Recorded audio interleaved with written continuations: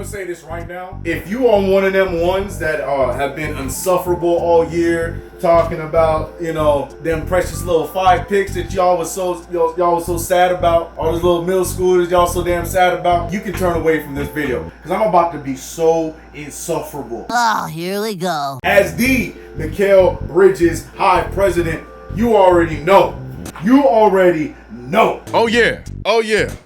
Wingstop back in business. Wingstop is back in business. OG Anunoby been holding it down for the last, 6-7 games, something like that. OG Anunoby been holding it down. Mikal Bridges, welcome to the show. This is exactly what I've been waiting for. This is exactly, I don't mean to sound like Cat Williams, but this is exactly what I've been waiting for. We was already going to spend this episode talking about Mikal Bridges because he had some comments that came out earlier on in the day talking to Stephen Bondi about, you know, minutes and whatnot and having a conversation with Tom Thibodeau. We gonna discuss Tom Thibodeau's response was raggedy, but on top of that, to double down on that, the man plays 41 minutes after talking about Tibbs playing these guys less minutes, plays 41 minutes, goes off for a big game. I ain't trying to hear nothing no more about this. CK, we gave up 5 picks. 5 picks, schmide picks. I don't give a damn. Knicks got this one. Now, mind you, also bringing my excitement back a little bit, we shouldn't have been in that position in that game. I'm not ignorant to that. We should not have been in that position. There was a lot of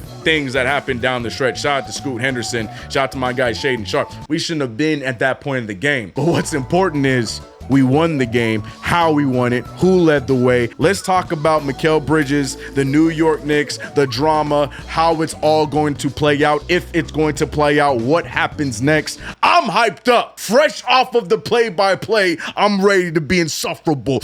Run the intro.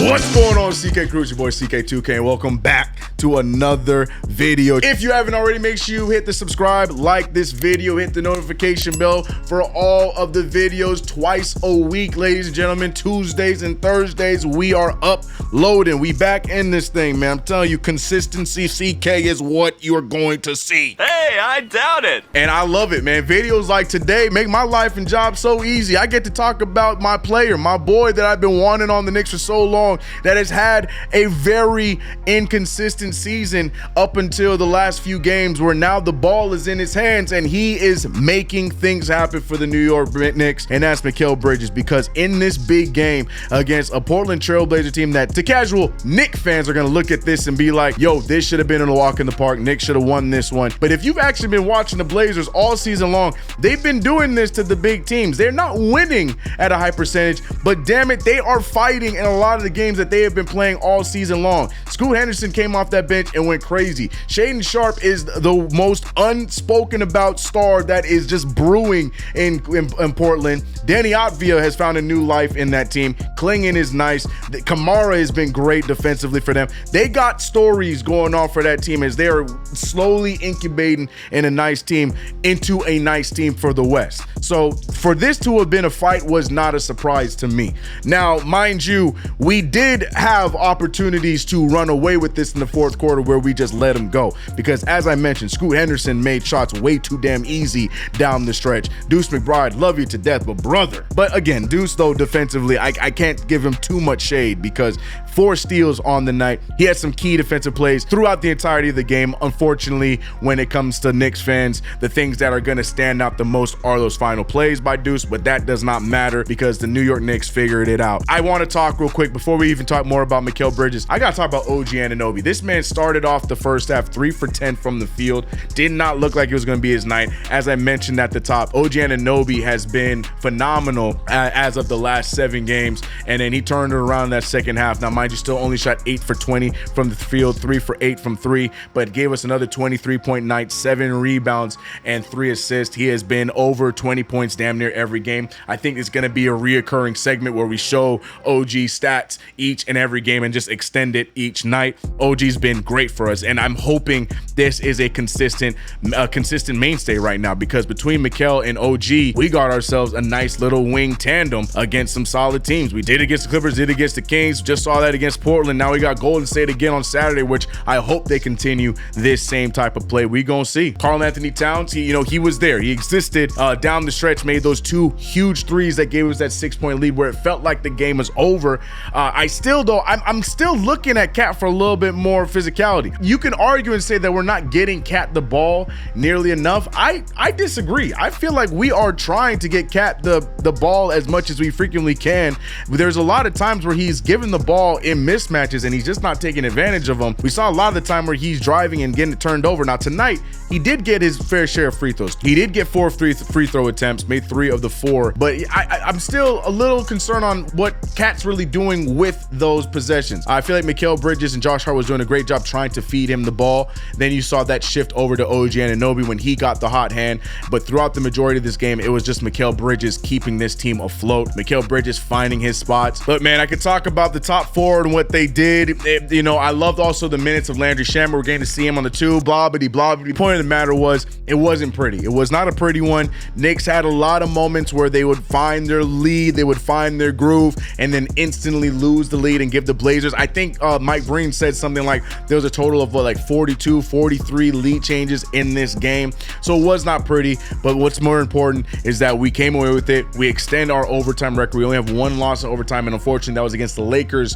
a few games back. And you know what? Knicks get the win, and I'm gonna take it, and that's all I care about. Big fashion. Mikal Bridges. Can we watch it again? Bridges to inbound. Knicks break. Hart gets it right back to Bridges. Bridges puts up a 3. Bang! Bang! Mikal Bridges wins it at the buzzer. But speaking of Mikal Bridges, man, he was in the news, at least in the Knicks news, before the game even came to fruition, because we saw Stephen Bondy coming out with a report talking about Mikal Bridges having a conversation with Tom Thibodeau about the minutes, saying that Mikal Bridges spoke to Tom Thibodeau, saying that the starters need to play less minutes and we need to get the bench rolling. This is what the quote said. He tells Stephen Bondy, sometimes it's not fun on the body. We've got a good enough team where our bench guys can come in and we don't need to play 48 minutes, 47. It helps just keeping fresh bodies out there. Now, the big reason why this has become such big news is because a lot of Knicks fans have been echoing the sentiment. And I have to put myself in that. I've been talking about the Knicks having to play more than an 8 or 9 man rotation in the regular season. I'm not a fan of it. I like how OKC runs the majority of their roster. Boston runs the majority of the roster. I understand that their rosters are a lot more talented than ours are, but I also feel like if you play the majority of your roster, not only are your starters getting less minutes, but you're also getting more confidence for those bottom guys. So in moments like where we are right now, where we have the injuries to Jalen Brunson, or when we've had the injuries to Mitchell Robinson or whoever the name is, these guys are already ready to play because they've already had minutes, and it's not going to be a foreign thing to all of a sudden see them on the floor. So I do agree with what Mikal Bridges is saying here, and it's just malpractice to be playing your starters that many minutes when it's really not that necessary this early on the season. But what matters is Tom Thibodeau then was asked about it before last night's game against the Portland Trail Blazers, and well, Tibbs had an interesting response. I'm gonna let you guys listen before I give my 2 cents. Here's what Tibbs had to say. Conversation about it, but the facts are the facts, and when you look at our team and the way it works is Jalen plays 35 minutes. He's in the top 20. I think he's 20th or 21st in minutes played. Cat is a primary scorer. He plays less than Jalen, so he's like 25th in the league in average minutes. Your wings play more, right? So they're matched up with primary scorers. So the way it works is if Jason Tatum is in the game and Jaylen Brown is in the game, OG will be in the game and Mikal will be in the game. When those guys go out, they go out. When they come back, they come back. You try to keep the matchups. When you look at the league, right, all those guys are playing 36, 37 minutes, whether it's Durant, a Tatum, a Brown, the wings are going to play more. So they're primary wing defenders. So that's the way it works. And then sometimes you're caught in matchups. So the Lakers were big wings, so you got to deal with that. And you look at Mikal's minutes have gone down. We started the season with Landry hurt and Deuce not 100%. So our wings did play more. So are they playing a little bit more than I would like? Yeah, probably 35, 36 is that's where Mikal is. So you look at the last 10 games, he's playing 35 minutes a game, and 4 of those games are overtime games. So that's reality, right? And, now that Deuce is healthy, those minutes are going to come down. So the first thing is Tom Thibodeau denies that he ever had the conversation with Mikal Bridges. I don't know if that's a play where he just wants to keep that between them, so he's acting like it didn't happen. But the reason why I have a hard time, A, believing him, and B, I'm having a hard time taking his side on this is the fact that he then follows up that they didn't have the conversation with this long-winded defense of what Mikal Bridges had to say to Tom Thibodeau. Like literally everything he said following the we didn't talk was his defense to what Mikal Bridges' statement was. So that's where I believe you guys in fact did have that conversation. I get what you're trying to do, trying to keep it in-house. Again, to me, I don't see this as a big deal. I see this as a player giving his opinion to his head coach, and that's it. Like I don't see the problem here. It's not like he's saying it's either you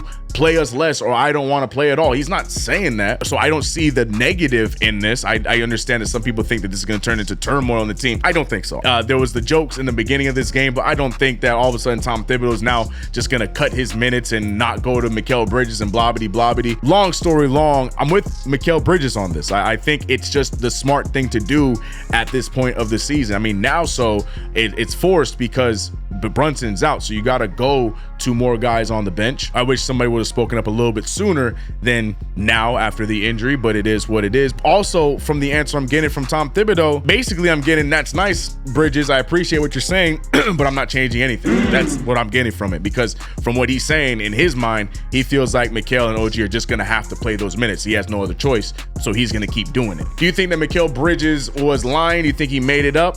Do you think that Stephen Bondy was messy for even trying to get that response out of him? Do you agree with Tom Thibodeau? Do you agree with any of them? What are your thoughts about this whole debacle? Personally, long story short, I think what Mikal Bridges said was right. I agree with what he said. I think that they did have the conversation. I think Tom Thibodeau denying it is him just trying to keep it in-house, but his explanation after that just proves that he did have that conversation with him and that was his response. But I digress. Let me know your thoughts about that whole back and forth in the comments below. 41 minutes tonight. You feeling okay? I feel great. All right. Huge win for the New York Knicks. Now we get a few days off before we face back up against the Golden State Warriors after the comments that were made by Draymond Green. We remember what he had to say about Karl Anthony Towns missing time in their last matchup because allegedly Karl Anthony Towns is so scared to play against Jimmy Butler now on the team, when just the last time we played the Miami Heat with Jimmy Butler still on the squad, Karl Anthony Towns did this. What an idiot! But Draymond Green, in typical fashion, knows absolutely nothing and just talks and blows air into a microphone, and now he claims he's new media, but we leave it at that. Let's see if Karl Anthony Towns has a response at it. I don't feel like he needs to. I know Knicks fans are gonna want that. I'm here for that drama as well, but I don't think Cat needs to go out there and have a big game. I think all that needs to happen is the Knicks get a win. Will there be some chippiness? I do think so, because of the amount of backlash, rightfully so, that Draymond Green has gotten. I feel like there's gonna be a little bit of chippiness. If it's not from Cat, it's gonna be from others on the team, but we will see. It should be a fun one, and I will be live over on Knicks Fan TV for that play-by-play where we will see it happen in full effect. But yeah, that's my time, man. Mikal Bridges, the Mikal Bridges Hive president has spoken. Great close for the game. I won't say a great game for the Knicks, but a great close to the game, resulting in a win. And I love the buzzer beater coming down from Mikal. 33 points from Mikal Bridges. I love it. But what's your thoughts about everything mentioned? What's your thoughts about the whole Mikal Bridges saga, from the comments to Tibbs' responses, Mikal Bridges' response in the game? Let me know your thoughts about everything in the comment section below. If you haven't already subscribed to the channel, hit the notification bell, and don't forget to like this video. Remember, we upload every Tuesday and Thursday. I'm also live on KFTV for the play-by-play. But I'm out of here, man. I'll see you guys in the next one. Let's get it. Bridges Hive, assemble!